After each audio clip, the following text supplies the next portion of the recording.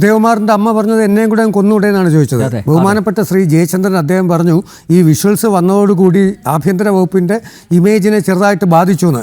ഇന്നൊരൊറ്റ രാത്രി മാത്രം മതി ആ ഇമേജ് മാറ്റിയെടുക്കാൻ. ഇത്രയും പേരെ സർവീസിൽ നിന്ന് പുറത്ത് ആക്കി കഴിഞ്ഞാൽ ഇമേജ് തിരിച്ചിട്ടും ജനങ്ങൾ കൈയടിക്കും, ഇല്ലേ? ഇവിടെ ഒരു കാര്യമുണ്ട്, കെ സുധാകരൻ അദ്ദേഹം പറഞ്ഞല്ലോ വി.ഡി. സതീശൻ പോയി സദ്യ ഉണ്ടെന്ന്. സത്യം പറഞ്ഞാൽ ശ്രീനിവാസൻ്റെ അഴകിയ രാവണനിലെ അതാണ് എനിക്ക് ഓർമ്മ വരുന്നത്. ഇവിടെ കല്യാണം അവിടെ പാല് കാച്ചെന്ന് പറഞ്ഞ പോലെയാണ്. ഇതൊക്കെ വെറും ഇലക്ഷൻ സ്റ്റണ്ടായിട്ട് കാണിക്കാതെ നിങ്ങൾ ആ ചെറുപ്പക്കാരന് വേണ്ടി അവസാനം വരെ നിൽക്കണം. രണ്ട് ചെറുപ്പക്കാർ ഇപ്പോൾ ഈ ചാനലിൽ തന്നെ വന്നു. ഒരാൾക്ക് ഇനി ആജീവനാന്തം കാണാൻ പറ്റില്ല, മറ്റൊരാൾക്ക് ആജീവനാന്തം കാഴ്ചശക്തി ഉണ്ടാവില്ല. നിങ്ങൾക്കൊക്കെ മനസാക്ഷിയില്ലേ? തീർച്ചയായിട്ടും ഇതിന് അതിശക്തമായിട്ട് ആരാണോ കുറ്റക്കാർ അവർക്കെതിരെ നടപടി എടുക്കുന്നത് തന്നെയാണ് എൻ്റെ പൂർണ്ണമായ. കാരണം ജനം അത്രയും രോക്ഷം കൊണ്ടിരിക്കുകയാണ്. തീർച്ചയായിട്ടും ശ്രീ ജയചന്ദ്രനെ പോലെയുള്ള ആൾക്കാർക്ക് തീർച്ചയായിട്ടും ഇതിൻ്റെ ഒരു ഇത് മനസ്സിലാവും. അവനവൻ്റെ ആൾക്കാർക്ക് വരുമ്പോഴേ ഇതിൻ്റെ വേദന അറിയുള്ളൂ, അല്ലേ? നമ്മുടെ ബഹുമാനപ്പെട്ട മുഖ്യമന്ത്രി ജയിലിൽ കിടന്നതോ അടികൊണ്ടതോ ഒക്കെ നമ്മളിപ്പോൾ പറഞ്ഞല്ലോ. അപ്പോൾ അദ്ദേഹത്തിന് തീർച്ചയായിട്ടും ഇതിനൊരു നടപടി എടുക്കുന്നു തന്നെയാണ് ജനം ആഗ്രഹിക്കുന്നത്.